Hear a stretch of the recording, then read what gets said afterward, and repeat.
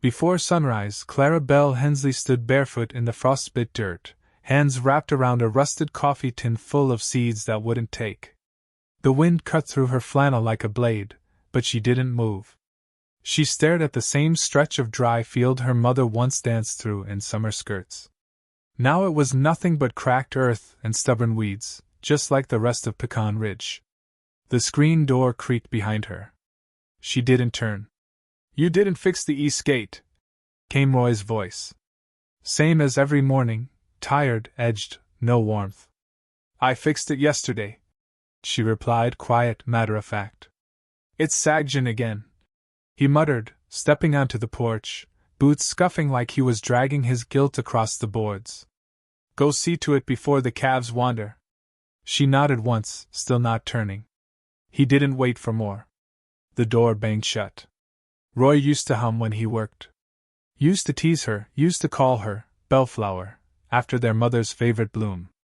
Now he barely looked at her when he spoke, like everything in his periphery was just a burden, Clara included.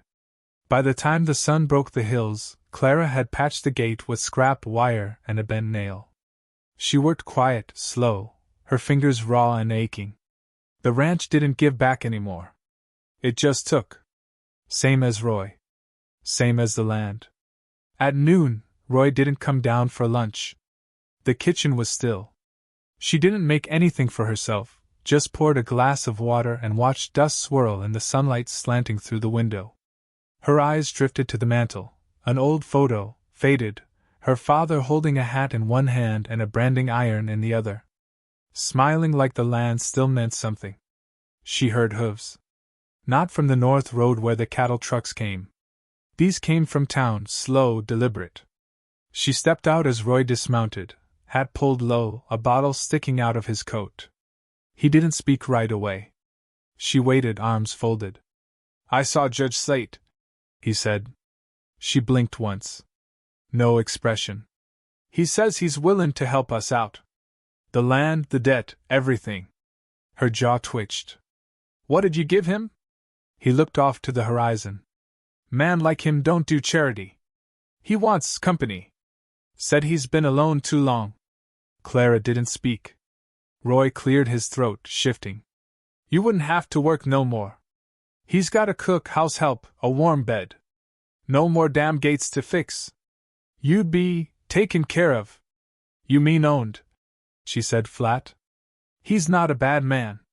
You sold me, Roy," she said, not loud. Just steady. "You sold your sister to an outlaw who hides behind a collar and a nameplate. I kept this place afloat for 8 years while you planted dead things and buried your head." He snapped. "You gave up, and now you're making me pay for it." Silence stretched between them. "Tomorrow morning," Roy said. "His driver'll be by." Clara nodded once. Turned. Walked back into the house.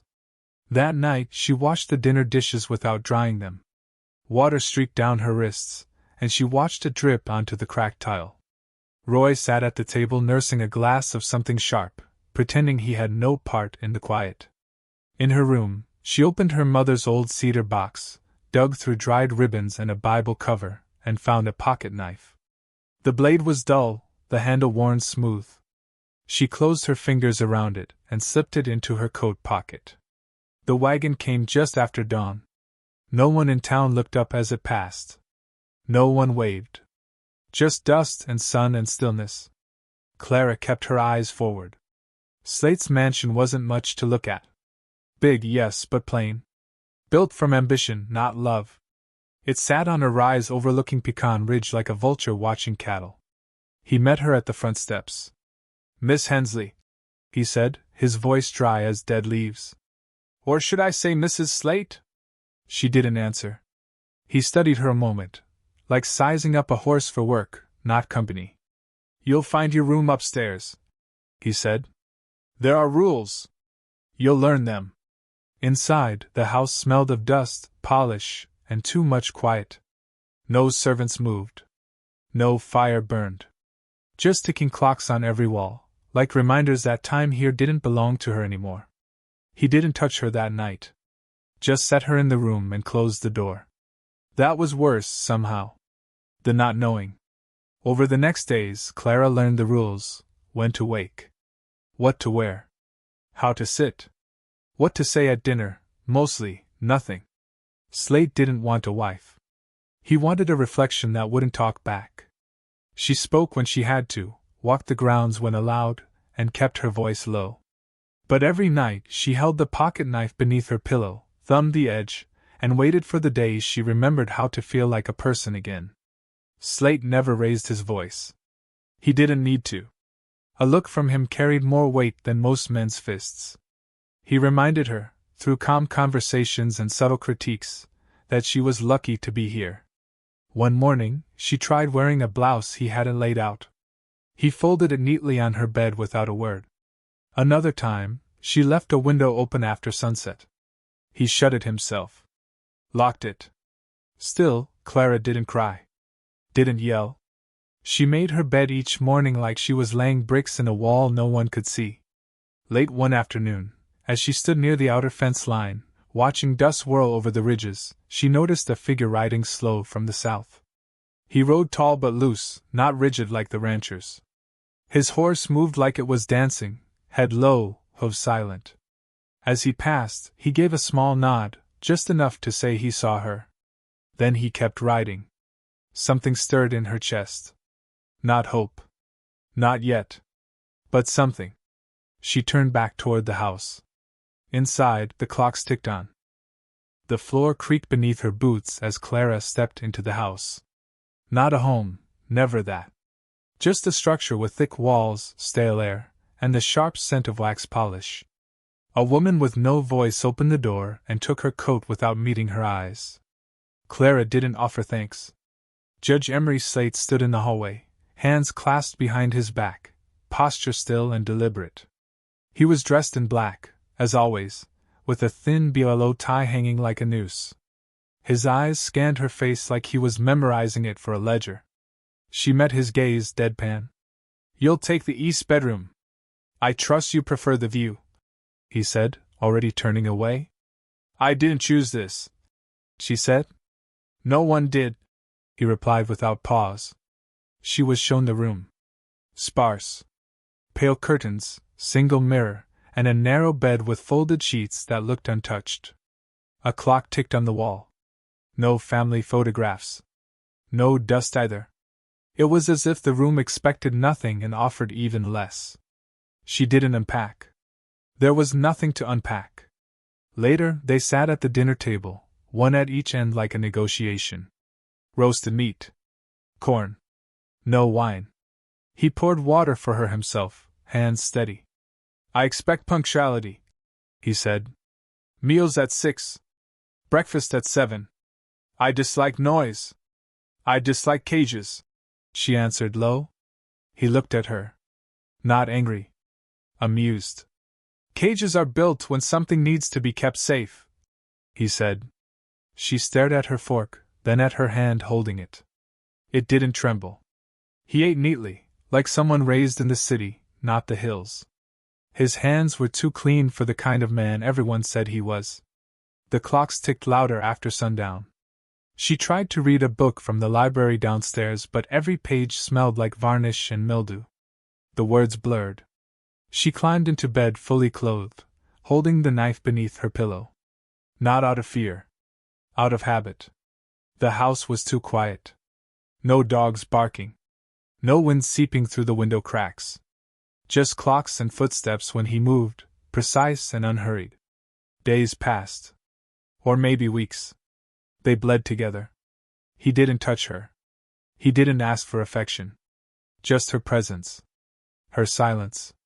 He'd speak in measured tones during dinner, politics, land deals, the price of feed, and if she said anything, he'd tilt his head, listening as if measuring the weight of her words, then move on. "You're clever," he said one evening, after she corrected his quote from a legal ruling. "That's inconvenient, but not unwelcome. You married a person, not a painting," she said. He smiled at that. Not warmly. "You mistake arrangement for romance. What we have is an agreement. You live well. Your brother keeps his land. And I I no longer eat alone. She didn't respond. Her face gave him nothing. Once, she lingered too long in the garden. The sun had dipped, and she lost track of time. When she came in, he was standing by the clock in the hallway. Time is discipline, he said. Don't make me remind you. He never raised his voice. Never needed to. There was a rhythm to the place, like a dance she hadn't agreed to learn but was forced to perform. The servants, few and silent, kept eyes low. The cook never spoke. No children. No laughter. Just the sound of forks on porcelain and heavy boots echoing off the wooden floors. One night, she walked barefoot into the library. The fireplace was cold, but Slate was there, seated, reading something leather-bound. You wander, he said. I can't sleep. You will. In time. She sat without asking, across from him, hands folded in her lap. He didn't look up. The fire never got lit. I heard you once killed a man in a courthouse, she said. He looked up slowly. I was younger. Wiser now. You think silence is wisdom? I think it's survival. She stood. He didn't follow her. In the morning, a dress lay on her bed. Soft blue. New. She didn't wear it.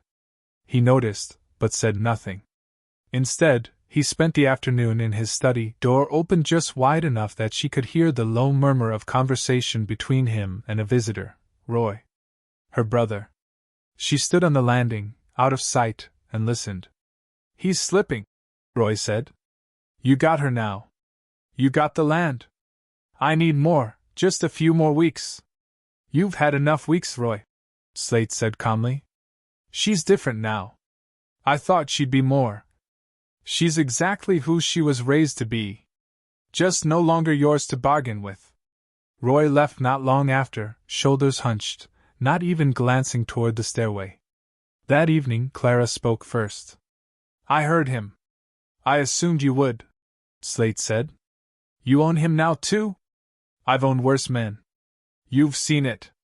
You've endured it. Her jaw tightened. He's still my brother. He sold you for dust. She didn't argue. Couldn't.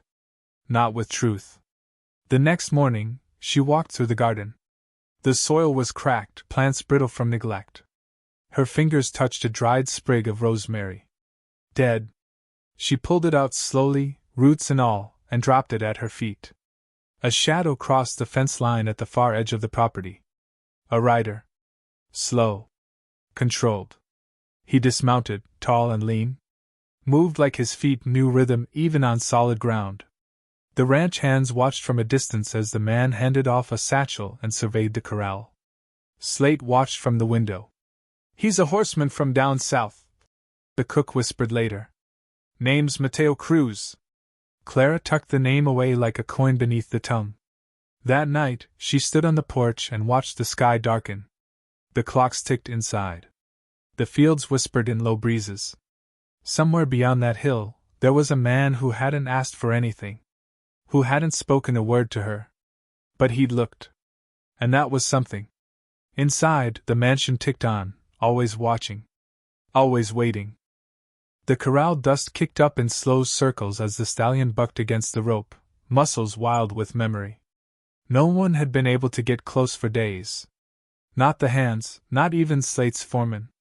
They stood off to the side now, watching with arms folded, boots planted, offering advice that was more curse than help. The stranger didn't speak. Just moved.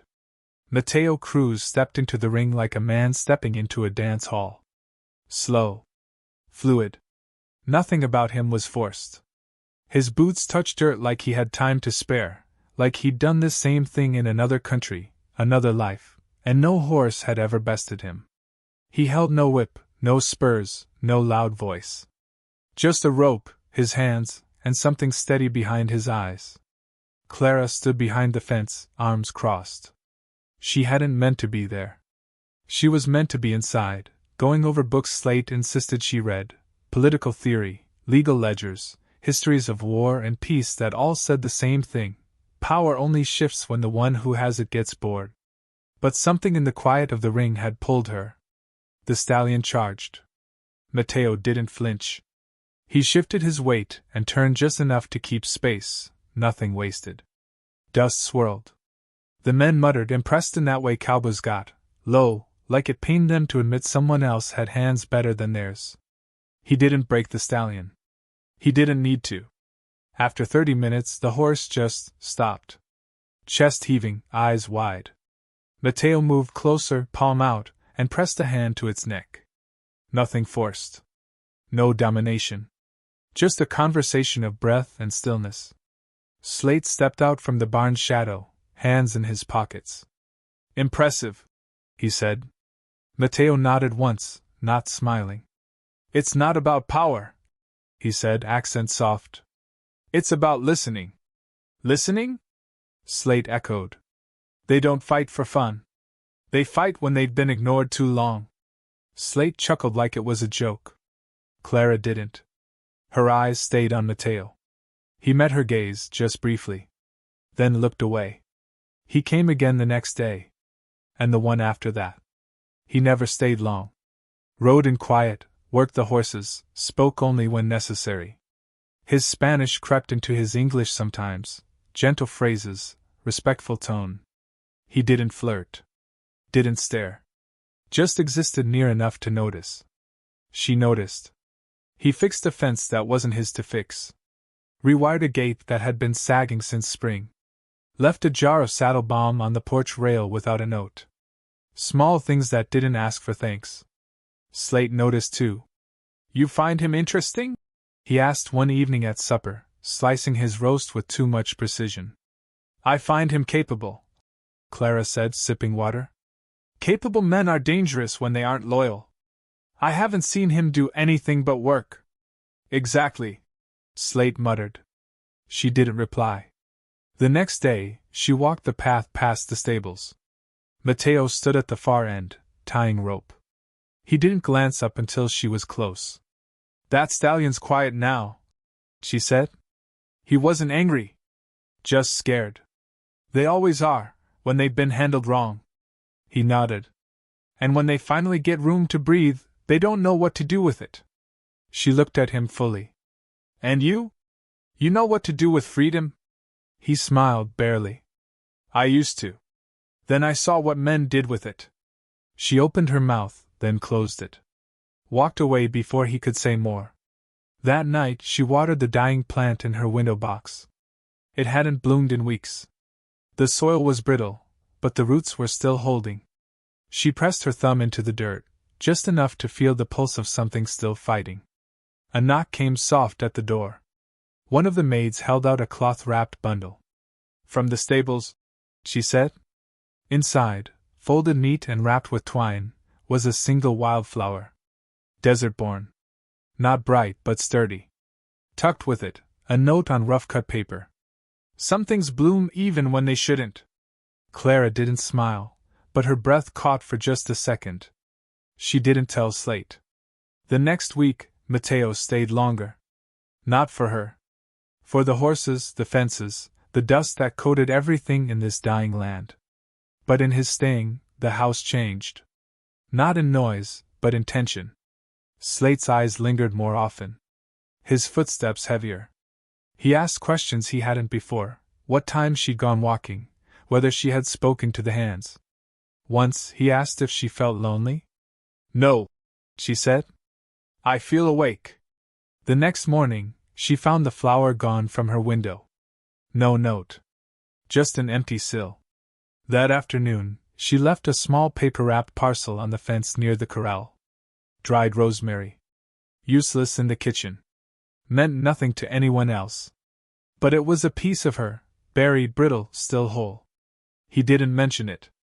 But the next day, he wore a scrap of twine around his wrist. Same kind she'd used to tie the bundle. Slate waited for her at dinner. Didn't speak at first. He interests you, he said finally. I thought you didn't believe in interest, she answered.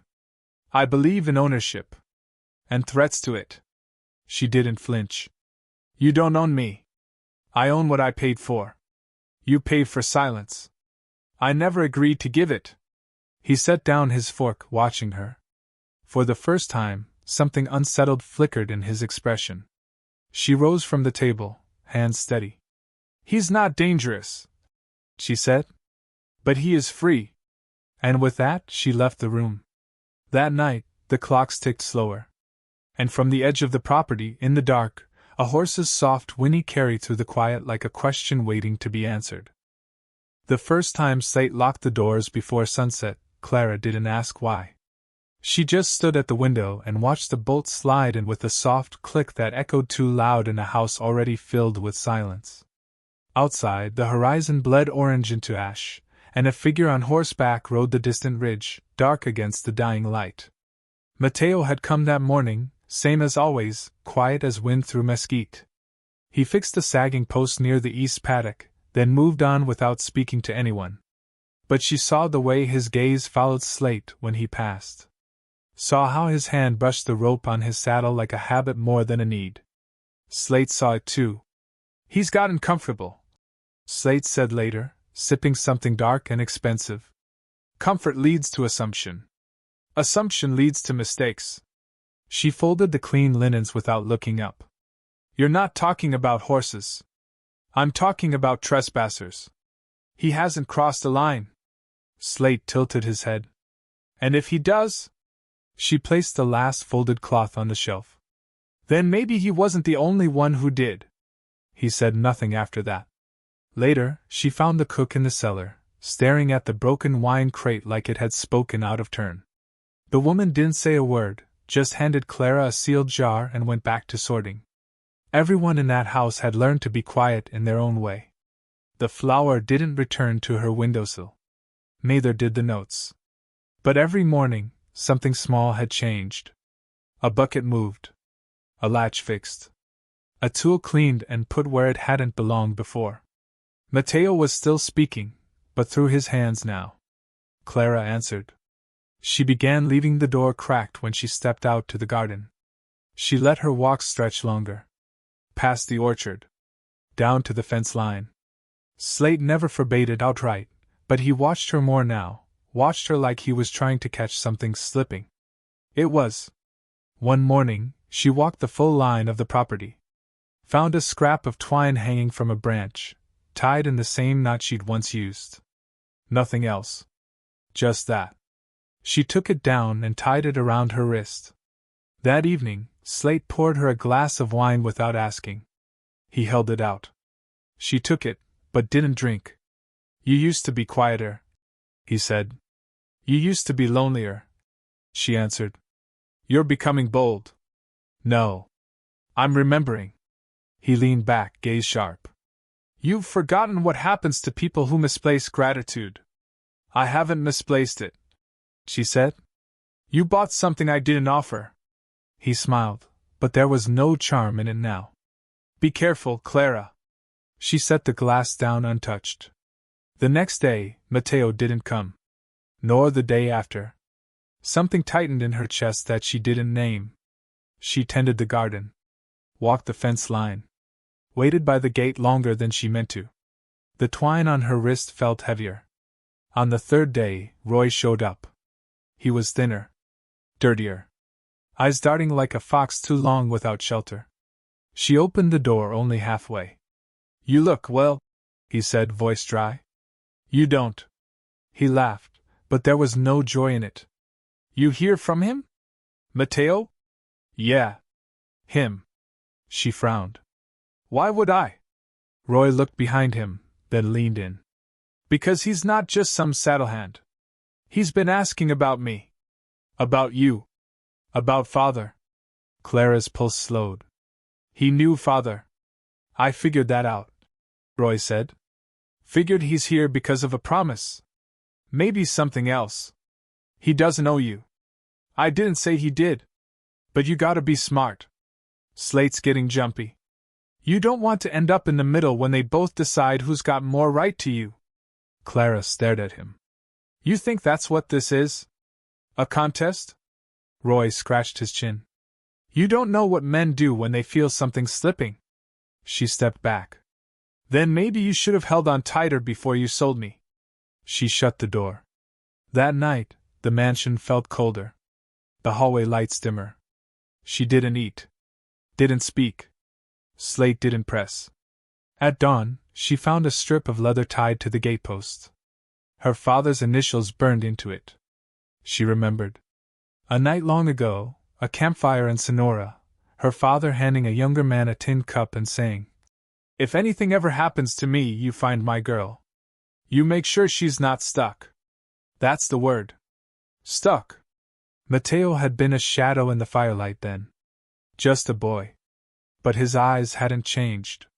Clara untied the leather and held it to her chest. The cold didn't matter. When Slate came into the parlor that evening, he paused. "You've changed," he said. "No. I've remembered who I am." He walked slowly around her chair. "You think you can just walk away from what you owe? I don't owe you. You wear my name. I didn't ask for it." He stopped behind her. "If you leave, I won't stop you. But don't think the world will treat you kindly." She turned to face him. "The world doesn't have to. Just one man will do." For the first time, his silence felt small. She stood. Walked past him. Went to her room and packed only what she needed. One coat. Her father's knife. A single letter. No goodbyes. Only forward. That night she didn't sleep. She watched the stars turn above the hills, waiting for the morning, and whatever it carried. The sound of boots on wood echoed different in the early morning, heavier, deliberate. Slate walked the hall like a man taking inventory, hands behind his back, gaze flicking over corners. Clara stood at the far window, arms crossed, watching the light move through the trees. She didn't turn when he spoke. "I'm told Mateo's been seen out near the trading post. Asking about land." She stayed quiet. "You think that's coincidence?" "Nothing about him ever was." Slate exhaled, slow. "He's clever. I'll give him that." She shifted, still not facing him. "You sound nervous." He stepped closer, voice low. "I sound like a man who recognizes when another one's moving pieces I can't see." Her fingers tightened on the windowsill. "You've always been afraid of quiet men. They don't need to perform for power." He didn't answer. Just walked away. The days thickened like storm clouds, heavy and restless. The air held the weight of things unsaid, and the help moved like they were waiting for something to snap. Slate was rarely in his study anymore. He walked the grounds, inspected things twice. His revolver moved from the drawer to his hip. Mateo still didn't come. On the third evening, Clara sat alone in the parlor. The fireplace had gone cold, and her hands were wrapped around a cup of tea she hadn't sipped. Outside, wind scraped dry branches across the windows like fingernails. She held her breath each time a rider passed on the road, but none stopped. Her wrist itched beneath the cuff, where she still wore the same scrap of twine. Later, Slate appeared in the doorway, watching her. The way he stood told her something had shifted. Not anger. Not fear. Resentment. "You've given him pieces of you," he said. She didn't look up. "You never asked what I wanted. You were never meant to want. This wasn't a love story, Clara." "I know." He crossed the room and stood over her. "You think men like Mateo last? He's made of shadows and sentiment. Men like me, we last." She looked up then, calm. "You last alone." He raised a hand as if to strike, but stopped. Not from mercy. From understanding. She wouldn't flinch. Wouldn't break. That, more than anything, unsettled him. She rose and walked past him. In her room, she opened the old cedar box one last time. Her mother's ribbon. Her father's knife. A folded letter, addressed with no name, only a single word, "if." She tucked it in her pocket. Rain came the next morning. First time in weeks. It soaked the road and turned the fields to mud. Clara stood under the porch awning, watching the puddles form. The mansion seemed smaller with the land breathing again. A figure approached just before noon, slow, soaked, steady. No rush. No spectacle. Mateo dismounted, tied the reins, and walked to the steps. He didn't smile. Didn't speak. Just nodded once, as if everything he meant to say had already been said in the waiting. Slate stepped outside. His coat flapped in the wind, his face still calm. The two men faced each other without words. No weapons drawn. Just the tension of something already decided. "You here to take her?" Slate asked. "I came to see if she's still here," Mateo said. "She has my name. She never used it." Slate looked past him, toward the trees. "You think walking away fixes it all?" Mateo tilted his head. "I think walking is a choice. She hasn't had one in a long time." Clara stepped forward, rain dampening her shoulders. She looked at Slate for what might have been the last time. "You could have had something good," she said. "You just wanted it to obey." He didn't reply. Not a word. Just turned and walked back inside, boots echoing softer now. Clara didn't rush. She picked up the satchel she'd packed 2 nights before, adjusted the strap, and stepped off the porch. Mateo held the reins of a second horse. They rode out in silence. The land, still wet and reborn from the rain, gave way beneath the hooves. No fanfare. No final words. Just the wind, the trees, and the house shrinking behind them with each step forward. They didn't speak until the ridge. "You knew my father," she said. "I did. He saved you. He tried. I didn't know how to let him." She glanced sideways. "And now?" Mateo met her gaze. "Now I do." She didn't smile, not yet. But her grip on the reins loosened. They rode until dusk, until the lights of the old trading post flickered on in the distance, and something like a future began to take shape. Behind them, Pecan Ridge remained. A place of debts and names. Of silence mistaken for peace. Ahead, only what they chose to build. The morning was still. Not quiet, still. The kind of still that holds its breath, waiting to see if a decision will be carried all the way through. Clara rose before the light touched the far hills. She dressed without sound, laced her boots tight, then sat for a while at the edge of the bed, fingers resting over the letter tucked deep in her coat pocket. No one stopped her. Not the maids, not the wind, not the man down the hall whose shadow used to stretch across everything. She opened the front door, stepped into the chill, and shut it behind her without a backward glance. The road was wet but firm. Her coat caught the breeze and snapped once, then settled. She walked. No horse. No bag beyond the satchel slung over one shoulder. Just a name she no longer wore and a choice that weighed lighter with each step. Slate didn't call out. Didn't try to stop her. That would have meant acknowledging she had the right to go. By the time she crested the hill overlooking Pecan Ridge, the sun had finally broken through. It lit the fields gold, made the broken fences look almost beautiful. From this distance, the land didn't seem like something dead. Just something waiting. Mateo waited by the gate, leaned against his horse like he'd been there since nightfall. His coat was dusted with road, hat low, hands in his pockets. He didn't approach. Just stood there, watching her come closer like someone watching the end of a season. She stopped a few feet from him. Neither spoke. "I wasn't sure you'd still be here," she said, voice steady. "I was always here," he answered. "Just waiting for you to decide.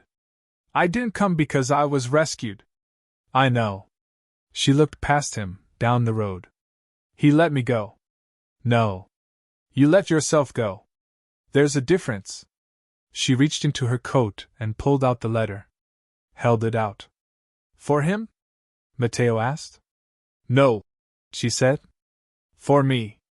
A reminder." He took it without unfolding it.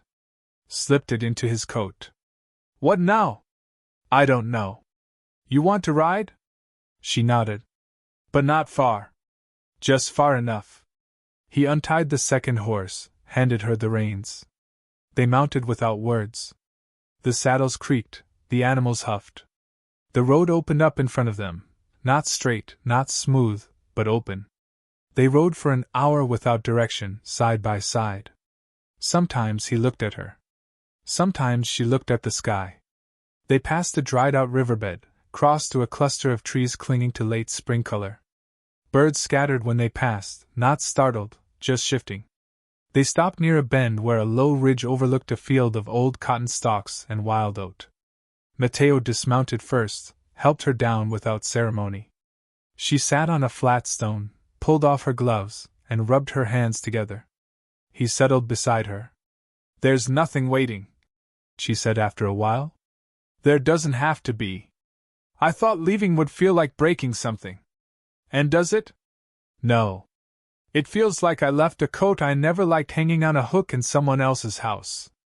Mateo smiled. Not wide. Just enough. "You know," he said, "your father once told me the hardest part of keeping a promise is knowing when it's not yours to keep anymore." She nodded. "It wasn't. But you kept it anyway.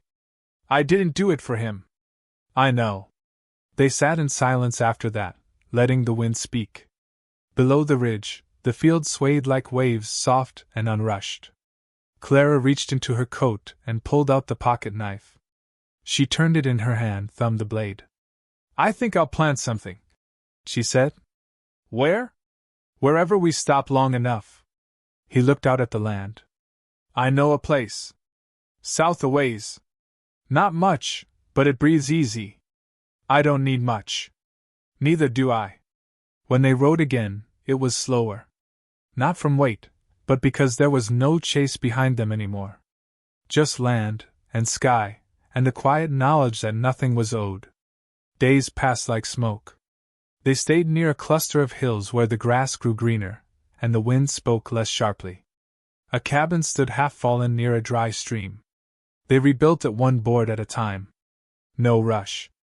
No plan. Just two hands at a time. They didn't talk about the mansion. Or Slate. Or Roy. Not because it was forbidden, but because it no longer mattered. Ghosts don't linger where there's no shelter. Some nights they danced. Not with music, not even on purpose. He'd move with a rhythm only he could hear, and she'd follow with the same quiet strength that once made her survive a house without warmth. They never stumbled. He didn't ask her to marry him with a ring or a question. One morning, she woke to find a silver band on the table beside her tea. Worn. Honest. Heavy in the palm but light on the hand. She slid it on without comment. That day, she planted rosemary in the patch of dirt behind the cabin. It took root fast. No one came looking. No letters arrived. The world behind them faded without struggle. And the future never asked for explanation. It only asked that they keep walking forward. Together.